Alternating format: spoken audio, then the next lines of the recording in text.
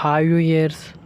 ఈరోజు మనం doctor BR Ambedkar open యూనివర్సిటీకి సంబంధించిన డిగ్రీ మొదటి సంవత్సరం మొదటి సెమిస్టర్లోని ఎకనామిక్స్ సబ్జెక్ట్ సిలబస్ గురించి ఈరోజు మనం చర్చించుకుందాం.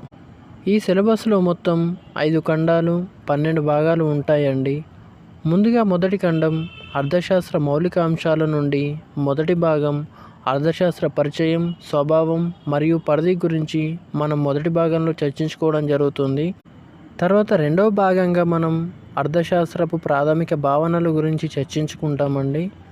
తర్వాత రెండవ ఖండం డిమాండ్ విశ్లేషణ నుండి మూడవ భాగంలో మనం డిమాండ్ సూత్రం గురించి మనం తెలుసుకుంటాం.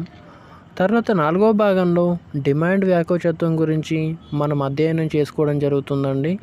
తర్వాత మూడవ ఖండం ప్రయోజన విశ్లేషణ నుండి ఐదవ భాగం ప్రయోజన విశ్లేషణ వినియోగదారుని మిగులు భావన గురించి మనం నేర్చుకుంటామండి.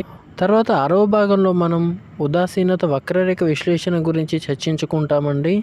తర్వాత నాలుగవ ఖండం ఉత్పత్తి ఫల విశ్లేషణ నుండి ఏడవ భాగం ఉత్పత్తి ఫలం మరియు ఉత్పత్తిదారుని సమతౌల్యం గురించి చర్చించుకుంటాం. తర్వాత ఎనిమిదవ భాగంలో చరానుపాతాల సూత్రం గురించి, తర్వాత 9వ భాగంలో తరహాను అనుసరించిన ప్రతిఫలాలు మరియు తరహాదాల గురించి చర్చించుకోవడం జరుగుతుందండి. తర్వాత 5వ ఖండం వ్యయ సప్లై మరియు రాబడి విశ్లేషణ నుండి 10వ భాగంగా వ్యయ విశ్లేషణ గురించి, 11వ భాగంలో సప్లై విశ్లేషణ గురించి, ఇక చివరి 12వ భాగంలో రాబడి విశ్లేషణ గురించి మనం చర్చించుకోవడం జరుగుతుందండి. ఈ ఎకనామిక్స్ సబ్జెక్ట్ నుండి రాబోయే వీడియోలో ముఖ్యమైన ప్రశ్నలు మరియు జవాబుల గురించి చర్చించుకుందామండి.